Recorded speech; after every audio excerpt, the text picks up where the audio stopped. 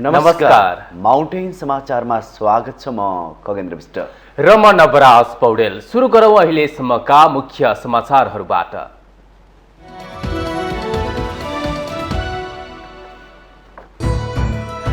एमाले अध्यक्ष ओलीलाई बन्दुक लिएर सीमामा लड्न जान प्रधानमन्त्री देउवाको चुनौती। दार्चुलामा भाषण गर्दैमा गुमेको भूमि फिर्ता हुन्छ भन्दै प्रश्न। चितवनमा हार्ने डरले प्रचण्ड गोर्खा पुगेको एमाले अध्यक्ष ओलीको टिप्पणी। सत्तारूढ गठबन्धन विजयी भए मुलुकमा लुटपाट सुरु भएर देश कंगाल भन्ने टिप्पणी। कार्यकारी राष्ट्रपति र संविधानको पुनर्लेखनमा जोड दिँदै जसपाले सार्वजनिक गर्यो घोषणा पत्र। 2 वर्षमा खाद्यान्नमा आत्मनिर्भर हुने, 5 वर्षमा गरिबी हटाउने। लोकतन्त्रको नाममा देशमा लुटतन्त्र मचिरहेको राप्रपा अध्यक्ष लिङ्गदेनको जिकिर। नेताहरूमा विदेशीसम्म आत्मसमर्पण गर्ने प्रवृत्ति हावी भएको टिप्पणी। चुनावी खर्चले झनै महँगी बढाउन सक्ने विज्ञहरूको चिन्ता। चुनावका बेला हुने खर्चले मौसमी योगदान दिन पनि भरपर्दो नहुने भनाए। रुसले गम्भीर अपराधमा दोषी ठहर भएकाहरूलाई पनि सैन्य भर्ती गर्ने। राष्ट्रपति पुटिनद्वारा युक्रेन युद्धमा सहभागी हुने गरी कानून संशोधन गर्ने। र श्रीलङ्कालाई 4 विकेटले हराउँदै इङ्ल्यान्ड आइसिसी टी20 पुरुष विश्वकप क्रिकेटको सेमिफाइनलमा प्रवेश। समूह 1 बाट बाहिरिएको घरेलु टोलीको सपना अधुरै।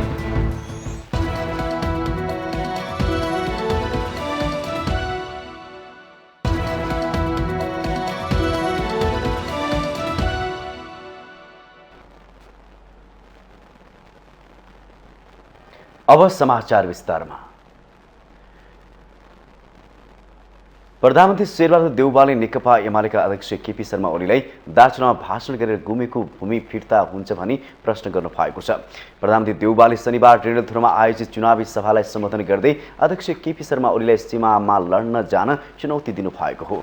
शुक्रबार प्रतिपक्षी दलका नेता ओलीले दार्चुलामा चुनावी सभालाई सम्बोधन गर्दै गुमेको भूभाग 1 इन्च पनि नछोडी फिर्ता ल्याउने दावी गर्नु भएको थियो। ओली प्रतिलक्षित गर्दै देउवाले भाषण गरेर फिर्ता हुने भए काठमाडौँमै भाषण गरे हुने सुझाव समेत दिनुभयो।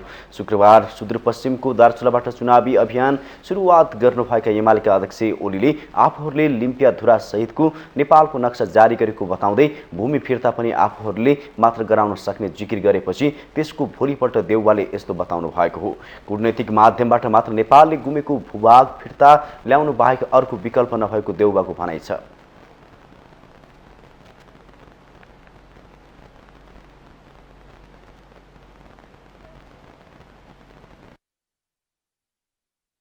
लिम्पियाधुरा ल्याउँछ, 10 लाख लिम्पियाधुरा आउँछ। त्यहाँ भाषण लिम्पियाधुरा फर्की भएको छैन, भाषण गर्छ। यो त भारतसँग कुरा गर्नु पऱ्यो।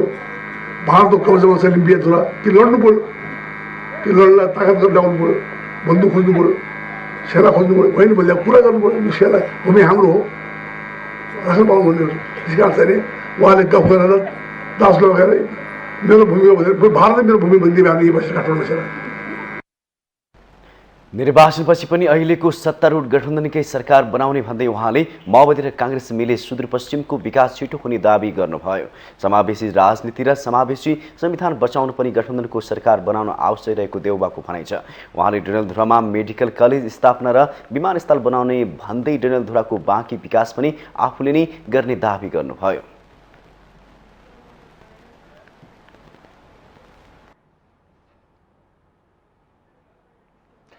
यता नेकपा एमालेका अध्यक्ष केपी शर्मा ओलीले चितवनमा टिक्न नसक्ने भएपछि माओवादी केन्द्रका अध्यक्ष पुष्पकमल दाहाल निर्वाचन लड्न गोर्खा जानु परेको टिप्पणी गर्नुभएको छ।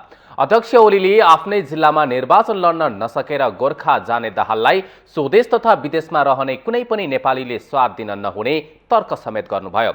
प्रवासी नेपाली मञ्चको प्रथम अन्तर्राष्ट्रिय अधिवेशनको शनिबार काठमाडौँमा उद्घाटन गर्दै उहाँले दाहालले आफ्नै नेतृत्वमा चलाएको युद्धका कारण धेरै नेपाली बेसहारा जीवन गुजार्नु परिरहेको जिकिर गर्नुभयो। सशस्त्र युद्धका कारण पीडामा परेकाहरूलाई व्यवस्था गरेर आफ्ना परिवार र आफन्तको हितमा मात्रै दाहाल लागि परेको ओलीको आरोप थियो। सारा आमा बाबुहरू सहाराविहीन अवस्थामा छन्। कति शरीरमा गोली लिएर अङ्गभङ्ग भएर व्हिल चेयरमा लौरा टेकेर बैशाखी टेकेर घसारिएर कोही हिँडेका छन्, कोही बिस्तारबाट उठ्न सकेका छैन। उनीहरूले आवधिक रूपमा उपचार गराइरहनु परेको छ, अनेक पिटाइका कारणले, यातनाका कारणले, अरू विभिन्न त्यसका इफेक्ट, त्यसका कारणले। तर सञ्चालन गर्ने नेता, तिनका परिवार, तिनका आफन्त मैले भनिरहनु परेन। त्यस्ताका पछाडि नेपालभित्र मात्रै होइन, जो आफ्नै गाउँ अध्यक्ष ओलीले आगामी निर्वाचनपछि एमाले एक्लैले बहुमतको सरकार बनाउने दाबी समेत गर्नुभयो। उहाँले सत्तारूढ गठबन्धनले आगामी निर्वाचनमा जनमत पाए लुटपाट सुरु हुने र देश कंगाल बन्ने भन्दै गठबन्धन मृत अवस्थामा पुगिसकेकाले यसले देशको जनताको माया नगरेको समेत बताउनुभयो।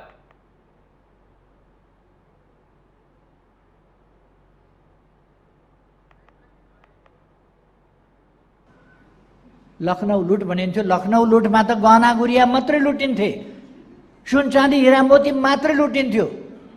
यिनले त पर्दा सर्दा झ्याल ढोका पनि फुकाल्न लान्छ। अध्यक्ष ओलीले मुलुकलाई समृद्धिको बाटोमा अघि बढाउने योजना, नीति र कार्यक्रम आफ्नो पार्टीसँग मात्रै भएको भन्दै आगामी निर्वाचनमा नेपाली जनताले सरकार बनाउने गरी साथ दिन आग्रह समेत गर्नुभयो।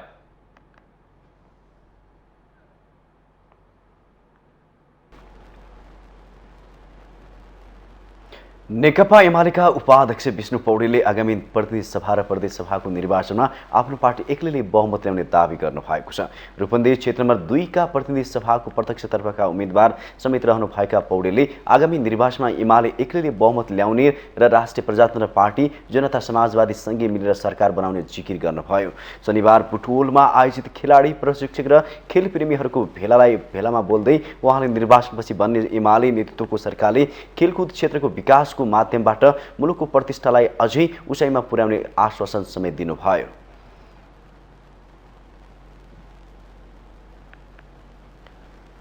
यो निर्वाचनमा नेकपा एमाले एक्लै बहुमत ल्याउँछ, एक्लैले सरकार बनाउन सक्ने हैसियत आर्जन गर्छ। तर यो निर्वाचनमा हामी राष्ट्रिय प्रजातन्त्र पार्टी, जनता समाजवादी पार्टी पनि सहकार्य गरेका छौँ। त्यसकारणले गर्दा यो सहकार्य यो निर्वाचनको बेलामा पनि जारी रहन्छ र निर्वाचनपछि सरकार निर्माण गर्ने बेलामा पनि जारी रहन्छ। उपाध्यक्ष पौडेलले निर्वाचनपछि पार्टी अध्यक्ष केपी शर्मा ओलीको नेतृत्वमा सरकार बन्ने भन्दै त्यसपछि मुलुकमा समृद्धिको अभियानले गति लिने विश्वास व्यक्त गर्नुभयो। उहाँले रूपन्देही 2 मा एमालेमा फराकिलो मतान्तरले विजय गराउन सहयोग गर्न पनि खेलाडीहरूलाई आग्रह गर्नुभयो।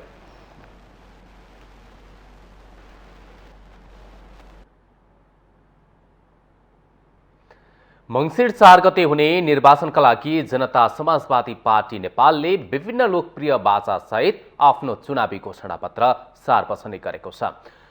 संविधान संशोधनदेखि शासकीय स्वरूप हुँदै आर्थिक क्रान्तिको मुद्दालाई उसले आफ्नो घोषणापत्रमा जोडतोडले उठाएको छ। एक रिपोर्ट। जनता समाजवादी पार्टी नेपाल जसपाले संविधान संशोधन र पुनर्लेखनको प्रमुख एजेन्डा सहित आफ्नो चुनावी घोषणापत्र सार्वजनिक गरेको छ। संघीय संसद र प्रदेश सभाहरू पूर्ण समानुपातिक निर्वाचन प्रणालीबाट चयन गर्ने, कुनै पनि व्यक्ति 2 कार्यकाल भन्दा बढी कार्यकारी प्रमुख हुन नपाउने व्यवस्था गर्ने पनि जसपाले घोषणापत्रमा लेखेको छ। प्रत्यक्ष निर्वाचित कार्यकारी राष्ट्रपति सहितको शासकीय स्वरूपको उसले परिकल्पना गरेको छ। कार्यकारी राष्ट्रपतिले समावेशी रूपमा सक्षम व्यक्तिहरूको छनौट गरी मन्त्री परिषद बनाउने, मन्त्रीहरू राजनीतिज्ञ र विशेषज्ञ मध्येबाट राष्ट्रपतिले नियुक्ति गर्ने जसपाको घोषणापत्रमा उल्लेख गरिएको छ। राजनीतिक स्थिरता, लोकतान्त्रिक गणतन्त्रको संस्थागत गर्ने र तीव्र रूपले अब आर्थिक क्रान्ति, आर्थिक परिवर्तनको बाटोबाट समृद्धितर्फ लैजानका लागि जनताबाट प्रत्यक्ष निर्वाचित कार्यकारिणी राष्ट्रियपतीय प्रणालीमा या सरकार प्रमुख या राष्ट्र प्रमुख कार्यकारिणी हुने र जनताबाट प्रत्यक्ष निर्वाचित हुने। त्यस्तै जसपाले आगामी निर्वाचनमा जितेमा आर्थिक विकासको मुख्य लक्ष्य र उद्देश्य लिने बताएको छ। आर्थिक वृद्धि दर उच्च राख्न पुँजी निर्माण तथा परिचालन, नयाँ प्रविधिको उपयोग र विकासका साथै विभिन्न रूप र स्थितिमा रहेका उत्पादक शक्तिहरूको क्षमता विकास एवं प्रभाव विस्तारमा जोड दिने, 5 वर्षमा निरन्तर 2 अङ्कको आर्थिक वृद्धि हासिल गर्ने र प्रति व्यक्ति आय $5,000 पुर्याउने लगायतका आर्थिक योजना जसपाको घोषणापत्रमा समेटिएको छ। साथै सन्तुलित परराष्ट्र नीति, स्वतन्त्र र सक्षम न्यायालय, कृषि विकासका लागि 2 वर्षभित्रै नेपालमा रासायनिक मल कारखाना खोल्ने, 5 वर्षमा 10,000 मेगावाट विद्युत उत्पादन, प्रशस्त रोजगारीका अवसर सिर्जना गर्ने, कक्षा 12सम्म निशुल्क गुणस्तरीय शिक्षा, दीर्घ रोगीहरूको निशुल्क स्वास्थ्य उपचार, भ्रष्टाचार न्यूनीकरण गर्न सम्बन्धित निकायलाई साधन सम्पन्न र सक्षम बनाउने जस्ता लोक रिझाउने बाचा घोषणापत्रमा उल्लेख गरिएको छ। सुशासन, भ्रष्टाचारको अन्त्य, ढिला सुस्तीको ठाउँमा छिटो र सरल ढङ्गले जनतालाई अथवा सेवाग्राहीलाई सेवा प्रदान गर्ने, वृद्ध, फरक क्षमता भएका, एकल महिला, बालबालिका, बेरोजगार जस्ताहरूलाई चाहिँ के भने सामाजिक सुरक्षा प्रदान गर्ने। त्यसैगरी पूर्व पश्चिम राजमार्गलाई स्तरोन्नति गरी 4 लेनको बनाउने, काठमाडौँ रिङ रोडलाई 5 वर्षभित्र साइकल लेनको व्यवस्था गरी 8 लेन बनाउने, निर्माणाधीन मध्य पहाडी लोकमार्ग र हुलाकी सडकलाई सम्पूर्ण रूपले निर्माण सम्पन्न गर्ने, पुष्पलाल लोकमार्ग र निर्माण कार्य सुरु भएका उत्तर दक्षिण मार्गहरूको निर्माण कार्यलाई उच्च प्राथमिकतामा राख्ने लगायतका पूर्वाधार विकासको पाटोलाई पनि जसपाले समेटेको छ। त्यस्तै प्राकृतिक स्रोत साधनको दोहन हुन नदिने, चुरे संरक्षण कार्यक्रमलाई प्रभावकारी रूपमा सञ्चालन गर्ने, बाढी पहिरो लगायतका विपदबाट जोगिन आवश्यक उपकरणको व्यवस्था गर्ने लगायतका विषयलाई पनि जसपाले चुनावी एजेन्डा बनाएको छ। माउन्टेन टेलिभिजन एचडीका लागि क्यामेरामा प्रदीप घलानका साथमा शीतल रिजाल, काठमाडौँ। राष्ट्रिय प्रजातन्त्र पार्टीका अध्यक्ष राजेन्द्र लिङदेनले लोकतन्त्रको नाममा देशमा लुटतन्त्र मचिरहेको बताउनु भएको छ। शनिबार गोर्खामा आयोजित राप्रपाको चुनावी सभालाई सम्बोधन गर्दै उहाँले यस्तो बताउनु भएको हो। उहाँले वाइटबडी ललिता निवासदेखि स्थानीय तहसम्म पुगेर लोकतन्त्रको नाममा भ्रष्टाचार मचाइरहेको आरोप लगाउनु भयो। अध्यक्ष लिङदेनले विभिन्न पार्टी भनेर देखावटी भनाभन गरे पनि भ्रष्टाचार गर्ने बेलामा सबै एक ठाउँमा उभिने परिपाटी ठुला भनिएका राजनीतिक दलहरूमा रहने गरेको बताउनु भयो। उहाँले राजनीतिक दलहरूको मनोमानीका कारण समाज विभाजित भइरहेको र देशको एकता सङ्कटमा परेको चेतावनी दिनुभयो। नेकपा माओवादी केन्द्रका अध्यक्ष पुष्पकमल दाहालप्रति इङ्गित गर्दै अहिले ठुला भनिएका राजनीतिक दलहरूले जनताको लागि नभई विदेशीहरूका लागि सरकार बनाउँछु भन्ने भाषण गर्दै हिँडेको उहाँको टिप्पणी थियो। अध्यक्ष लिङदेनले नेपालको राजनीतिमा विदेशीको आशीर्वाद समर्थन बिना मन्त्री प्रधानमन्त्री हुन सक्ने स्थिति नरहेको दावी गर्दै नेपाली नेताहरूमा विदेशी सामु आत्मसमर्पणको प्रवृत्ति हाबी भएको आरोप लगाउनुभयो।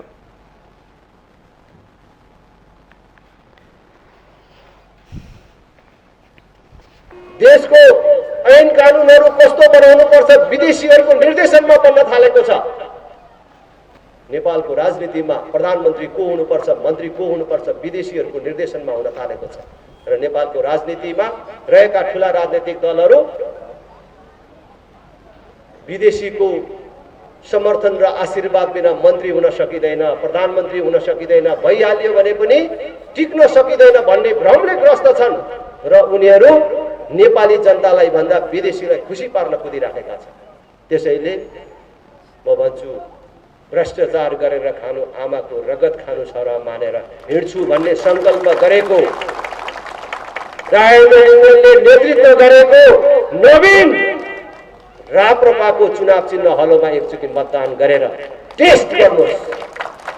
म प्रतिबद्धता व्यक्त गर्न चाहन्छु।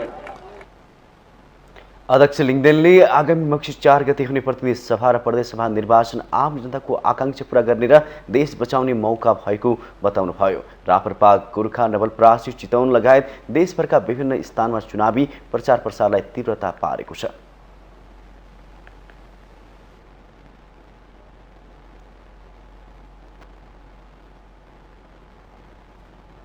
माउन्टेन समाचारमा पालो भएको छ ब्रेकको।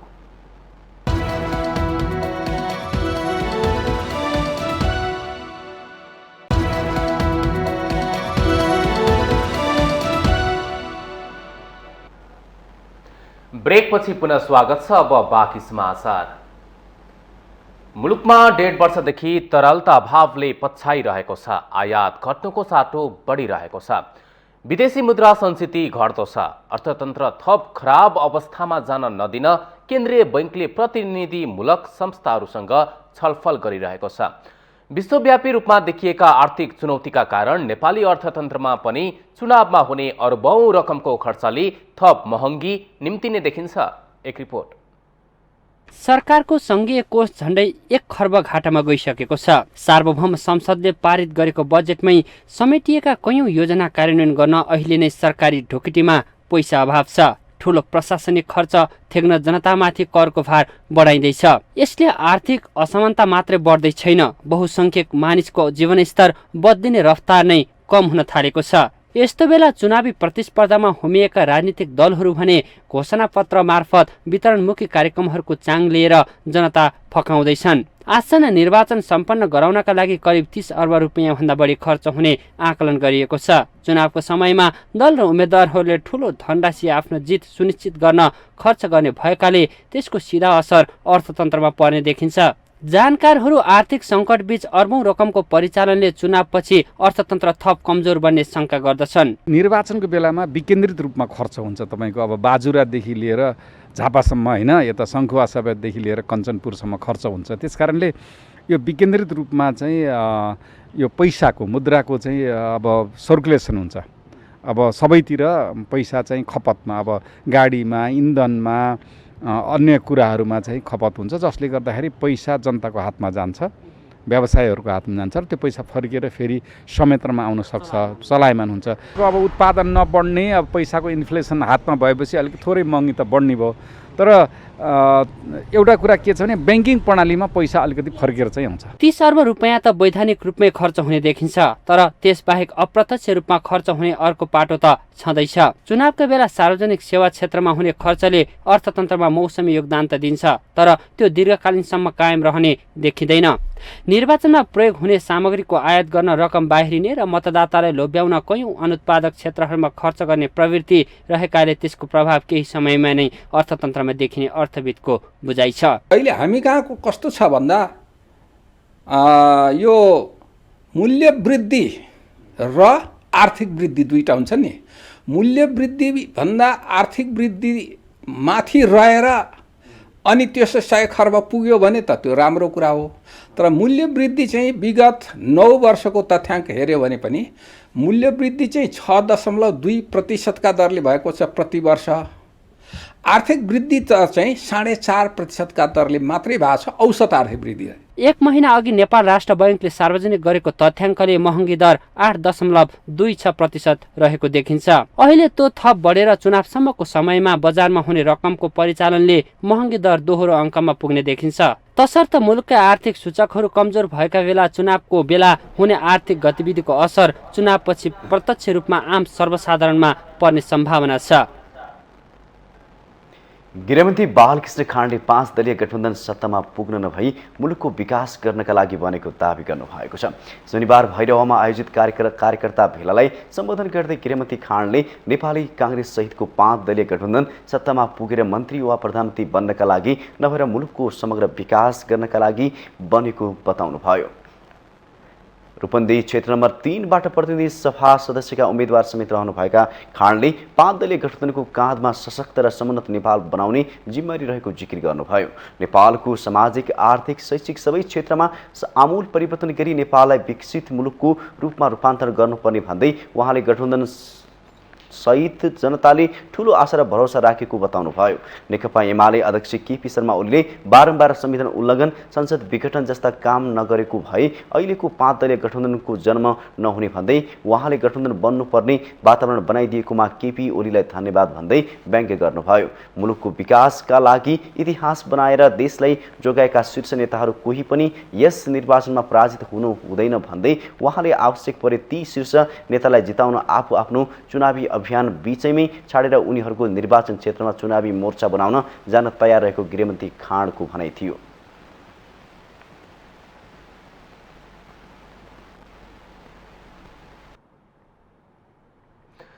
संचार तथा सूचना प्रविधि मन्त्री ज्ञानेन्द्र बहादुर कार्कीले नेकपा एमाले पार्टीले झुटको खेती गरेर जनता झुक्क्याउने काम गरेको आरोप लगाउनु भएको छ।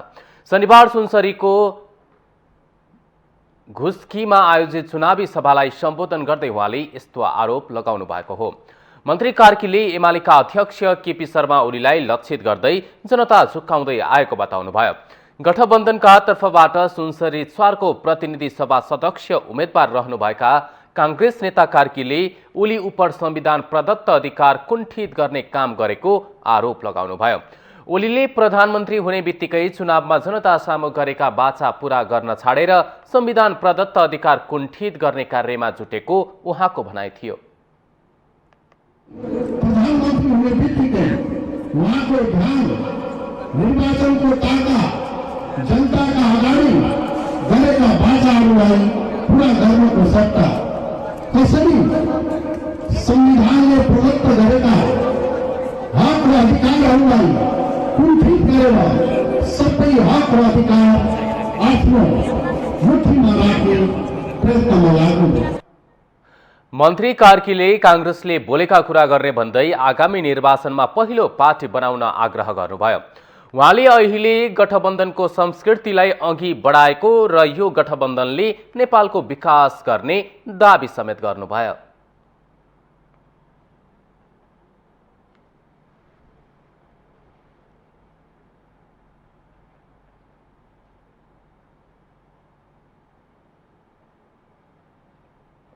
नेपाली कांग्रेसका नेता प्रकाशमान सिंहले आफ्नो निर्वाचन क्षेत्रका बासिन्दाले सरकारी सेवाको उचित व्यवस्थापन हुन नसकेको गुनासो गरेको बताउनु भएको छ। शनिबार काठमाडौँ क्षेत्र नम्बर 1 मा घर दैलो कार्यक्रममा मतदाताहरूले पानी र सरकारी सेवाहरूको छिटो छरितो व्यवस्थापनमा जोड दिन आग्रह गरेको नेता सिंहले बताउनु भएको हो। उहाँले विगतका वर्षमा भन्दा यस वर्ष मतदाताहरूले निर्वाचनका सन्दर्भमा राम्रो प्रतिक्रिया दिइरहेको उल्लेख गर्दै नागरिकका मागहरू सम्बोधन गर्न आफू हरेक समय तयार रहेको बताउनुभयो। काठमाडौँ क्षेत्र नम्बर 1 बाट सत्ता गठबन्धनका साझा उम्मेद्वार नेता सिंहले जनताको मेलम्चीको पानीको गुनासो र तिनै तहका सरकारलाई व्यवस्थित बनाउने कुरामा आफू प्रतिबद्ध रहेको बताउनुभयो। उहाँले सत्तारूढ 5 दलीय गठबन्धन संविधानको रक्षा र राजनीतिक स्थिरताका लागि भएको भन्दै मतदातालाई विश्वास दिलाउनुभयो।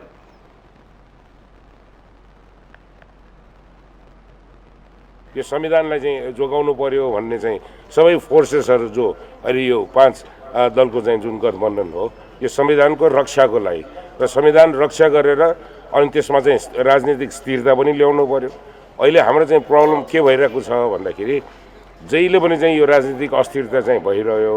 अब अस्थिरता र स्थिरतामा चाहिँ परिणत गर्नको लागि संविधानलाई चाहिँ अक्षरशः त्यसलाई चाहिँ लागू गरेर चाहिँ हामीले चाहिँ देखाउन सक्नुपर्छ। त्यसैमा चाहिँ जोड दिनु पर्यो भन्ने चाहिँ आम बुझाइ रहेको छ। नेता सिंहले देशमा विकास गर्नका लागि राजनीतिक स्थिरताको आवश्यक रहेको भन्दै संविधानको रक्षा र स्थिरताले नै विकास निर्माणको कार्यलाई गति दिने उल्लेख गर्नुभयो। उहाँले देशमा राजनीतिक स्थिरता कायम गरी हरेक नेपालीको जीविकोपार्जन सहज बनाउनु जरुरी रहेको बताउनुभयो।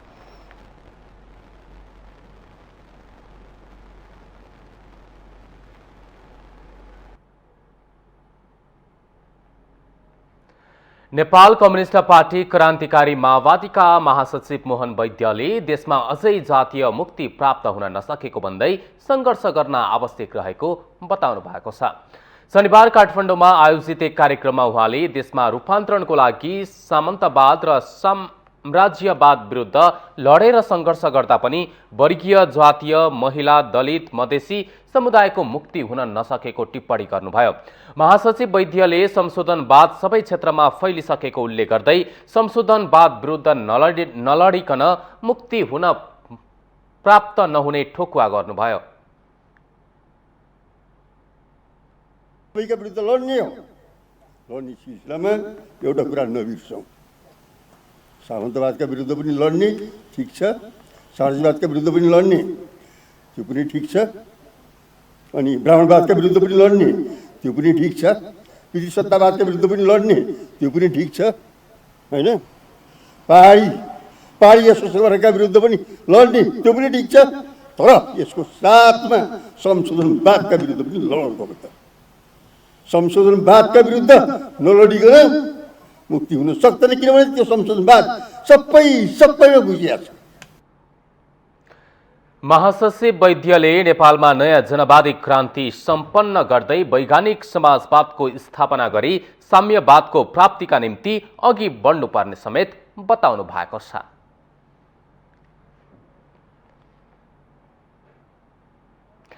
माउन्टेन समाचारमा पालो भएको छ ब्रेकको।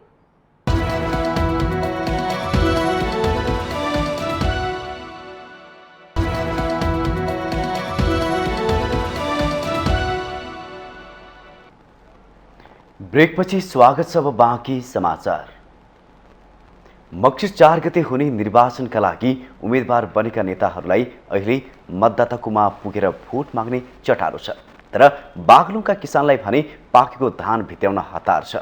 वर्षभरिको खानेकुरा जोहो गर्ने बेला भएकाले उनीहरूलाई निर्वाचनको रौनकले खासै छोएको देखिँदैन। किसानहरू काममा व्यस्त भएपछि उम्मेदवारहरू उनीहरूको खेत र खलियानमा पुगेर मत माग्न गइरहेका छन्। देश निर्वाचनमय बनिरहेको बेला बागलुङका किसानलाई भने धान काट्ने चटारोले छोपेको छ। किसानहरू काममा व्यस्त भएपछि उम्मेद्वार तथा नेता कार्यकर्ताहरू भने प्रचार सामग्री बोकेर खेतबारीमै पुगेर भोट मागिरहेका छन्। किसानका लागि मानव रोपेर मुरी उत्पादन गरेको अन्नबाली भित्र्याउने अहिले मुख्य समय हो। खेतबारीमा व्यस्त किसानले अहिलेसम्म जितेर गएका नेताहरूले कृषि क्षेत्रमा काम नगरेको भन्दै निर्वाचनप्रति खासै उत्सुक देखिँदैनन्। बरु बेमौसमी वर्षा भयो भने पाकेको धान नष्ट हुने डरमा हतार हतार गरेर धानबाली भित्र्याइरहेका छन्। अब सबैले धान काट्ने झार्ने बिहान 6 बजेदेखि बेलुकीको 5-6 बजीसम्म नै हामी धान काट्ने अनि त्यसमा झार्ने कार्यक्रम गरिरहेको छौँ। जेठो बुढो अलि 10-15 दिन पछि पाक्छ भने चाहिँ धान अलि छिटो समयमै पाक्छ। जिल्लामा लगाइएका अरू जातका धान ढिलो पाक्ने भए पनि चाँडो पाकेको धान भित्र्याएर चाँडै नै नयाँ हिउँदे बाली लगाउनको लागि किसानहरू व्यस्त बनेका हुन्। यहाँ सके लगत्तै अब असारमा रोपियो, अहिले अब छिटो पाक्ने धान भयो, त्यही भएर हाम्रो त कामको माचो नै छ। अब धान काट्न सुरु भइरहेछ। मसिनो गौरिया हो, त्यही भएर असारमा लागेको यो बाली अहिले अब कार्तिक मङ्सिरमा भित्राउने बेला भएछ। त्यही भएर अब यो छिटो पाक्ने बाली हो यो मसिनो गौरिया। अरू त अब जेठो बुढो हो, अब हाइब्रिडहरू नि रोप्नु भयो अरूहरूले। अब यो अलि पाक्दैन, अहिले भर्खरै अलि पछि पाक्छ। जिल्लामा पछिल्लो समय सुधारिएको जेठो बुढो, खुमल 4, राधा 7, लुम्ले 2, गौरिया, जर्नेली, गुरुरा लगायतका स्थानीय जातका धान खेती हुने गरेको छ। जिल्लाको कुस्मिसेरा, अर्जेवा, नारायणस्थान, जैदी, हरिचौर, हटिया, खरबाङ, नरेठाँटी र बागलुङ नगरपालिकालाई धान खेतीका लागि पकेट क्षेत्र मानिएको छ। माउन्टेन टेलिभिजन HD का लागि बागलुङ सहकर्मी सुभाष आचार्यको रिपोर्ट। निर्वाचन आयोगले काठमाडौँ महानगरपालिकाका प्रमुख बालेन्द्र शाहलाई स्पष्टीकरण सोधेको छ। हाम्रो नेपाली पार्टीका विभिन्न निर्वाचन क्षेत्रका उम्मेदवारहरूले जय लौरो नामक फेसबुक पेजबाट मेयर बालेन्द्रको समर्थन रहेको भनी गरेको प्रचार प्रसारबारे स्पष्टीकरण सोधेको हो। आयोगले हाम्रो नेपाली पार्टीसँग कुनै आबद्धता नै भएको जस्तो गरी तस्बिर र नाम निरन्तर प्रयोग भइरहेको विषयमा ध्यानाकर्षण सहित पत्र पठाएको हो। आयोगले शाहलाई इन्जिनियर अनन्तराज घिमिरे अध्यक्ष रहेको हाम्रो नेपाली पार्टीसँग कुनै आबद्धता छैन भनेर स्पष्टीकरण सोधेको हो। त्यसैगरी आयोगले हाम्रो नेपाली पार्टीका अध्यक्ष अनन्तराज घिमिरे र सोही पार्टीका प्रतिनिधि सभा सदस्यका काठमाडौँ क्षेत्र नम्बर 2 का उम्मेद्वार कोशराज सुवेदीलाई दलीय आबद्धता स्पष्ट नगरी काठमाडौँ महानगरपालिकाका प्रमुख बालेन शाहको साथ छ, लौरोको विजय निश्चित छ भनी प्रचार प्रसार गरेको विषयमा पनि स्पष्टीकरण सोधेको छ। निर्वाचन आयोगले प्रतिनिधि सभा सदस्यका दाङ क्षेत्र नम्बर 3 का नेकपा एमाले उम्मेद्वार कोमल ओलीलाई निर्वाचन प्रचार प्रसारका लागि बालबालिकाको प्रयोग गरेको विषयमा पनि स्पष्टीकरण सोधेको छ।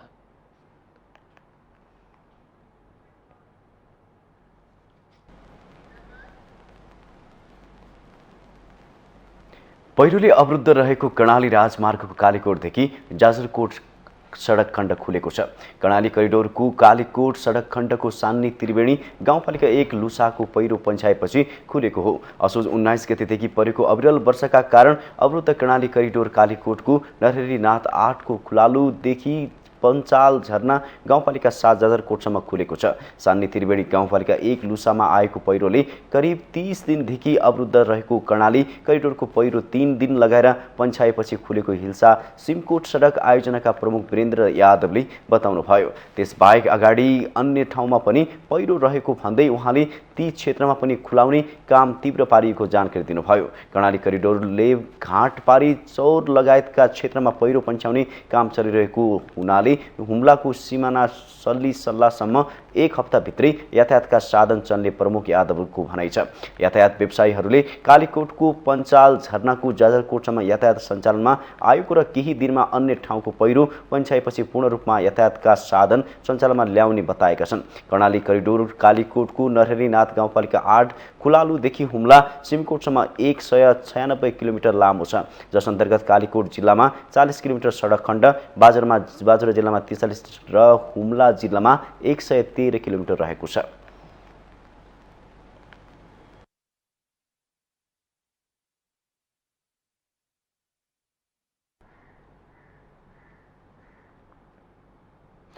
नारायणगढ बुटवल सडक खण्डको ठेक्का तोड्ने विषयमा सडक विभाग पछाडि हटेको छ।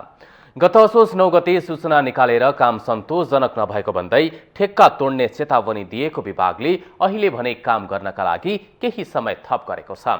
विभागले सूचना निकालेर कार्तिक 5 गतेभित्र काम सन्तोषजनक नभएको भन्दै ठेक्का तोड्ने चेतावनी दिएको थियो, तर समयसीमा सकिँदा विभागले ठेक्का नतोडी समय थप गरेको छ। सडक विभागका महानिर्देशक अर्जुन जङ थापाका अनुसार सडकको कतिपय सुरुका कामहरू सरकारी कार्यालयले नसकेकाले समयसीमा थप गरिएको हो। सडकको अवस्था बुझ्दा कतिपय कामहरू सरकारी निकायबाट नै सक्नुपर्ने तर नसकेकाले काम गर्न बाधा भएको भन्ने बुझेर समय थपेको उहाँको भनाइ छ। निर्माण कम्पनीलाई अबको 1 महिनाभित्र केही काम सक्न आग्रह गरिएको थापाले जानकारी दिनुभयो। सो कामको मूल्याङ्कन 15-15 दिनमा सडक विभागले गर्ने भन्दै उहाँले सन्तोषजनक नभएको ठेक्काको जुनसुकै बेला पनि तोडिन सकिने प्रश्न पार्नुभयो।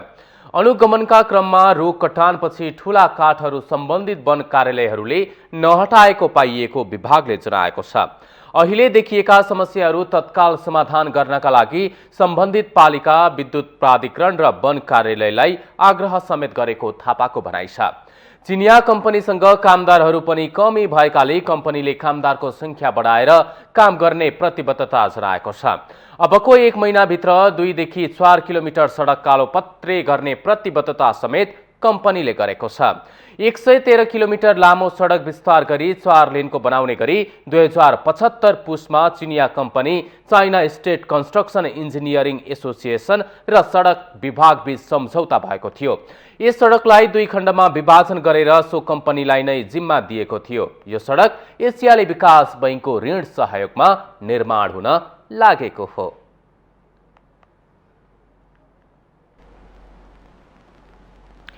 चिकित्सकको लापरवाहीले बिरामीको मृत्यु भएको भन्दै केही दिनदेखि काठमाडौँ मेडिकल कलेज केएमसी विरुद्ध आन्दोलनमा उत्रेका मृतकका परिवार र सङ्घर्ष समितिले धरना दिएका छन्। काठमाडौँ महानगरपालिका 9 ओमनगर निवासी 48 वर्षीय शैलेन्द्र विद्याधरको गत असोज 30 गते उपचारको क्रममा मृत्यु भएपछि मृतकका परिवार र आफन्त केएमसी विरुद्ध आन्दोलनमा उत्रिएका हुन्। मृतककी श्रीमती सुशीला विद्याधर सहित सङ्घर्ष समितिको टोलीले शनिबार अस्पताल वरपर नाराबाजी सहित प्रदर्शन गरेको हो। ब्रेन ट्युमरको अपरेसनका क्रममा डाक्टरले टाउकोको नसा काटेका कारण बिरामीको ज्यान गएको भन्दै आक्रोशित मृतकका आफन्तले उचित क्षतिपूर्ति र अस्पतालमा लागेको उपचारको खर्च बेहोर्नु पर्ने माग गरेको छ। अस्पताल प्रशासनले भने कुनै चासो नदेखाएको सङ्घर्ष समितिका संयोजक इन्द्रबहादुर श्रेष्ठले बताउनुभयो। उहाँले मागहरू सम्बोधन नभए प्रधानमन्त्री निवास घेराउ गर्ने चेतावनी दिनुभयो।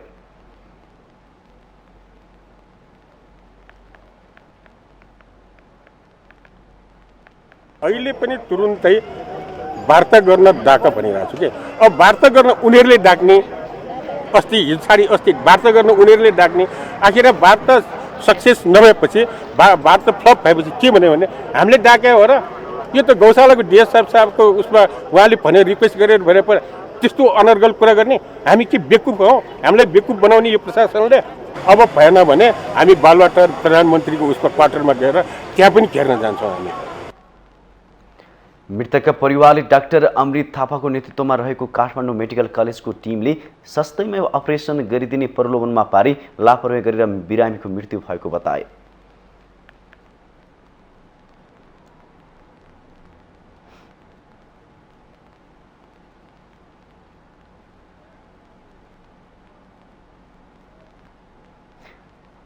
हामीसँग आर्थिक अन्तर्राष्ट्रिय खेल समाचार बाँकी नै छन्। माउन्टेन समाचारमा पालो भएको छ ब्रेकको।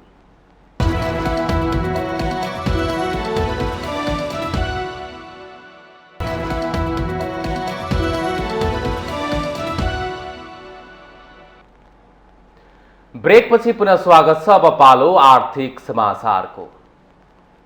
आर्थिक समाचारको साथमा मेरो देश मेरो जगदम्बा सिमेन्ट, गुणस्तरको नयाँ स्तर Riddhi Siddhi cement, Jagadamba super sign तथा ग्याल्वा प्लस जस्ता पाता जीवनभरको भरोसा। मेगा बैंक नेपाल लिमिटेड, विश्वास जित्दै अघि बढ्दै। सर्वोत्तम सिमेन्ट, सर्वोत्तम मजबुती।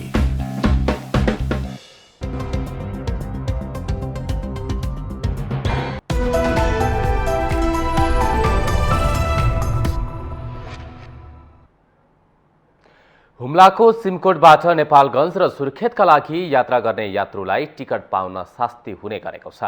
विमान कम्पनीले उडान घटाउँदा यात्रुलाई समस्या भएको हो। टिकट नपाएपछि यात्रुले सिमकोट विमानस्थल बाहिर चर्को नाराबाजी समेत गरेका छन्। सिमकोट विमानस्थलबाट दैनिक एउटा भन्दा धेरै उडान हुन नसक्दा यात्रुहरूले टिकट पाउन शास्ति भोग्नु परेको छ।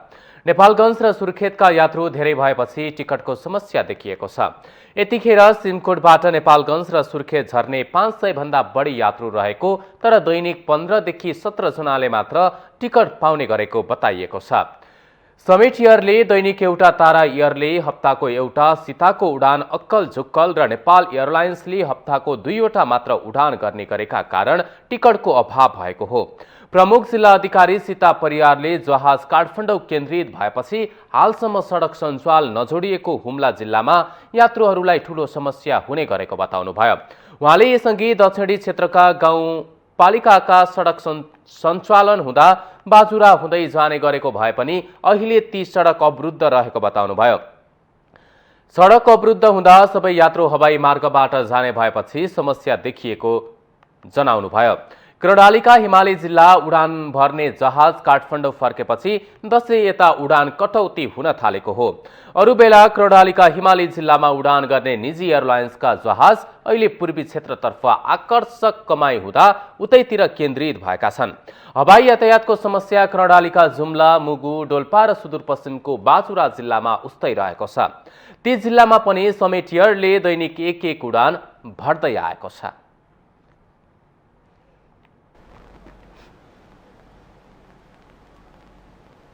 अब पालो अन्तर्राष्ट्रिय समाचारको।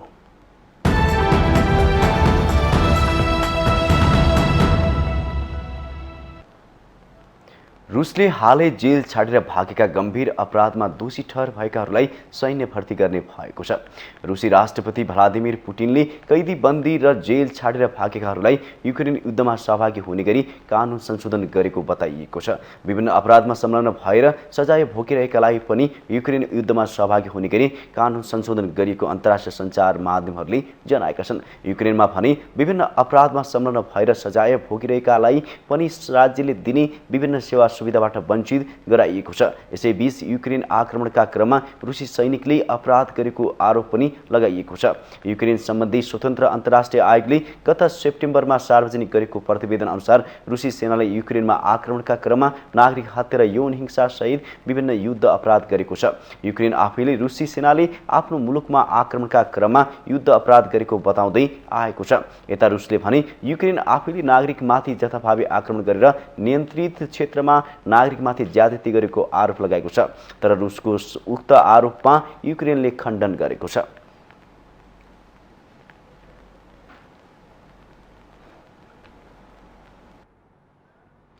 अब पालो खेल समाचारको।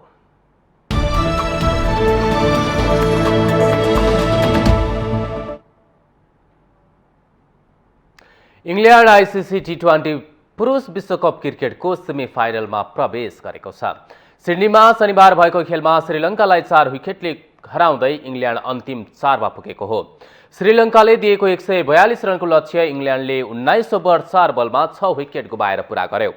इङ्ल्यान्डको जितमा एलेक्स हालेसलले 47 रनको योगदान दिए। यस्तै बेन स्टोक्सले अपजित रहँदै 42 रन बनाए। कप्तान जोस बटलर 23 रनमा आउट भए। श्रीलङ्काका लाहिरु कुमार, धनञ्जय डी सिल्भा र बानिन्दु हसरङ्गा डी सिल्भाले 2-2 विकेट लिए। त्यससँगै पहिले ब्याटिङ गरेको श्रीलङ्काले 20 ओभरमा 8 विकेट गुमाएर 141 रन बनाएको थियो। श्रीलङ्काका लागि पाथुम निस्कालाले 67 रनको अर्धशतकीय इनिङ खेले। भानुका राजपाक्षेले 22 तथा कुशल मेन्डिसले 18 रन बनाए। इङ्ल्यान्डका मार्क वुडले 3 विकेट लिए। यस जितसँगै इङ्ल्यान्डले समूह 1बाट सेमी फाइनलमा स्थान बनाएको हो। इङ्ल्यान्डले 5 खेलमा 7 अङ्क जोड्यो। इङ्ल्यान्डको जितसँगै अस्ट्रेलिया भने बाहिरिएको छ। यस्तै यस समूहबाट श्रीलङ्का, आयरल्यान्ड र अफगानिस्तान समेत बाहिरिएका छन्।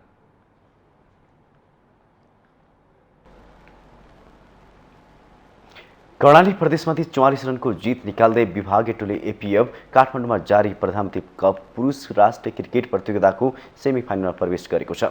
कीर्तिपुर स्थित त्रिभुवन विश्वविद्यालयको मैदानमा शनिबार भएको खेलमा एपीएफले कर्णालीलाई 44 रनले पराजित गर्दै अन्तिम 4मा प्रवेश गरेको हो। एपीएफले दिएको 235 रनको लक्ष्यसहित जवाफी ब्याटिङ गरेको कर्णालीले 48.1 बलमा सबै विकेट गुमाएर 190 रन मात्र बनाउन सक्यो। कर्णालीका लागि रविन्द्र शाहीले 80 रनको अर्धशतकीय इनिङ खेले पनि टोलीलाई जित दिलाउन सकेनन्। यस्तै विपिन शाहीले 34 रन जोड्दा अर्जुन खर्तीले 24 तथा दिनेश अधिकारीले 20 रन बनाए।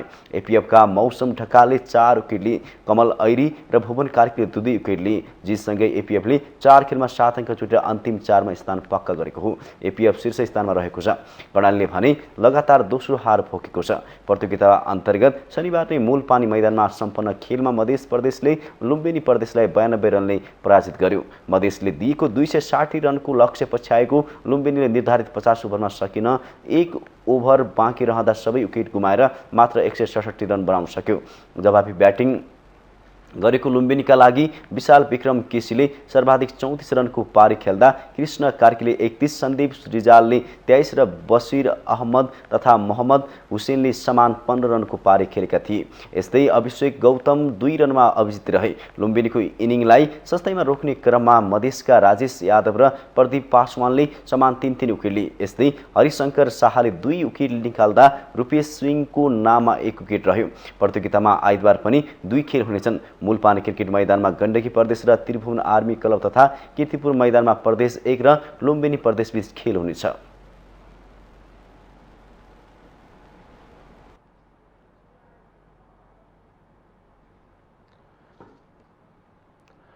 यता बङ्गलादेशमा जारी साफ U15 महिला च्याम्पियनसिप फुटबलमा नेपालले लगातार दोस्रो जित निकालेको छ। ढाकामा शनिबार भएको खेलमा घरेलु टोली बङ्गलादेशलाई 1-0 गोल अन्तरले हराउँदै नेपालले लगातार दोस्रो जित निकालेको हो। नेपालको जितमा वर्षा ओलीले निर्णायक गोल गरिन्। उनले खेलको 87औं मिनेटमा गोल गरेकी थिइन्। यस जितसँगै नेपालले 2 खेलमा 6 अङ्क जोडेको छ। नेपाल अङ्क तालिकाको शीर्ष स्थानमा उक्लिएको छ। नेपालले पहिलो खेलमा बिहिबार भुटानलाई 7-0 गोल अन्तरले हराएको थियो। बङ्गलादेश 2 खेलमा 3 अङ्क जोडेर दोस्रो स्थानमा रहेको छ। बङ्गलादेशले पहिलो खेलमा भुटानलाई 8-0 गोल अन्तरले हराएको थियो। अब नेपालले बुधबार भुटान र शुक्रबार पुनः बङ्गलादेशसँग खेल्नेछ। च्याम्पियनसिपमा आयोजक बङ्गलादेशसँगै नेपाल र भुटानको सहभागिता रहेको छ। डबल राउन्ड रोबिन लिगको आधारमा हुने प्रतियोगिताको शीर्ष टोलीले उपाधि जित्नेछ।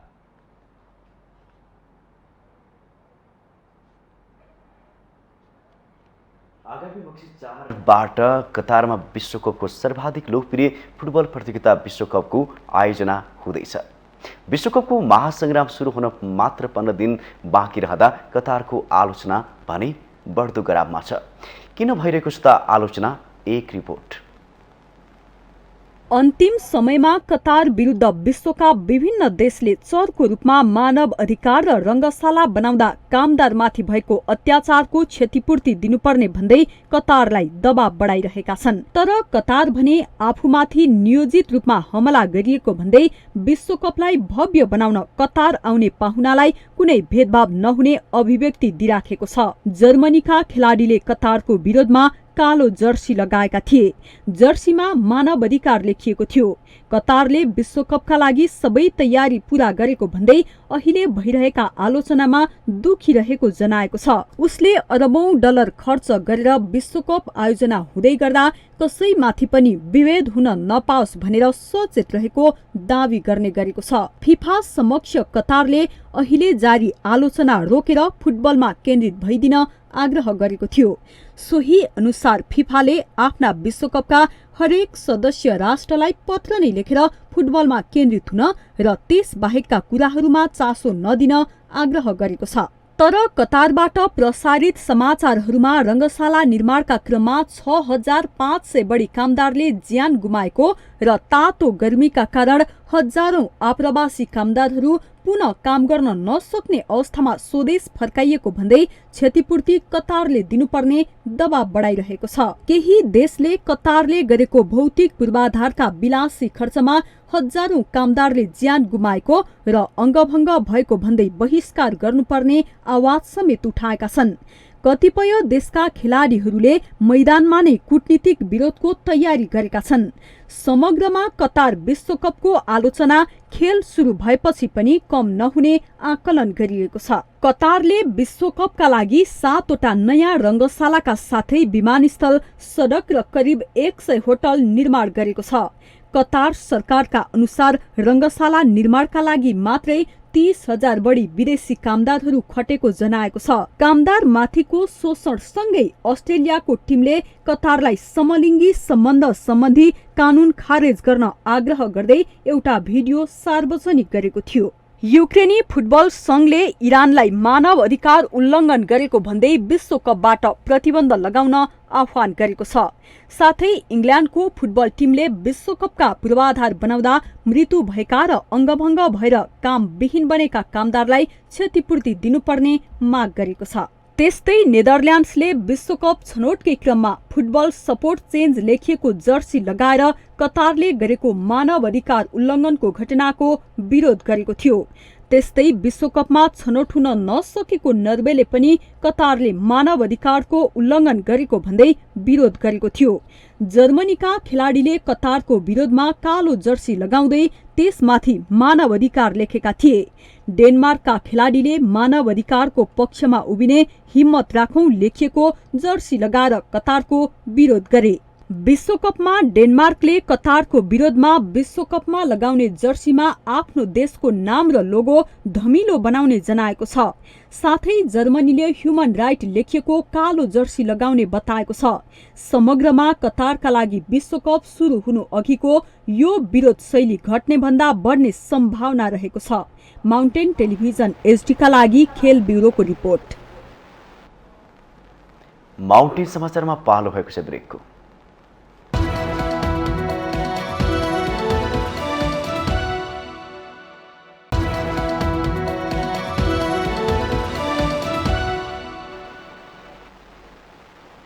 ब्रेकसँगै हामी माउन्टेन समाचारको अन्त्यमा आइसकेका छौं।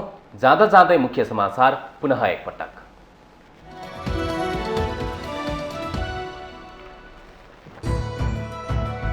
एमाले अध्यक्ष ओलीलाई बन्दुक लिएर सीमामा लड्न जान प्रधानमन्त्री देउवाको चुनौती। दार्चुलामा भाषण गर्दैमा गुमेको भूमि फिर्ता हुन्छ भन्दै प्रश्न।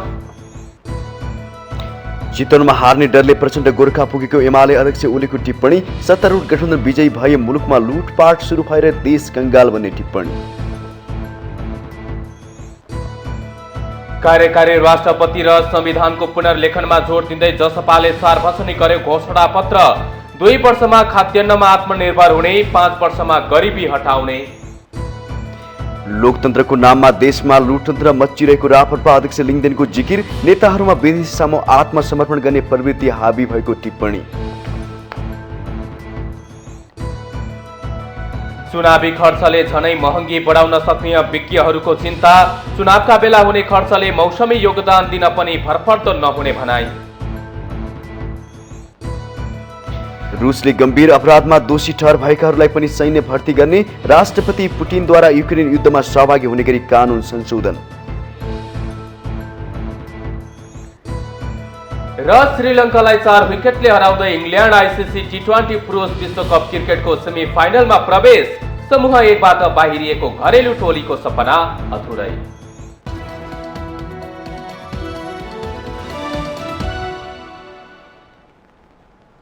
माउन्टेन समाचार अहिले सकियो। सत्य, तथ्य र निष्पक्ष समाचारका लागि माउन्टेन टेलिभिजन HD हेर्दै रहनुहोला। नमस्कार।